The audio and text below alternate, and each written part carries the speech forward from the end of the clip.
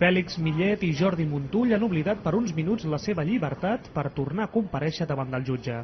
El temps just per apropar-se a la ciutat de la justícia, com fan un cop al mes, tot i que en aquest cas per declarar al voltant d'un altre presumpte delicte.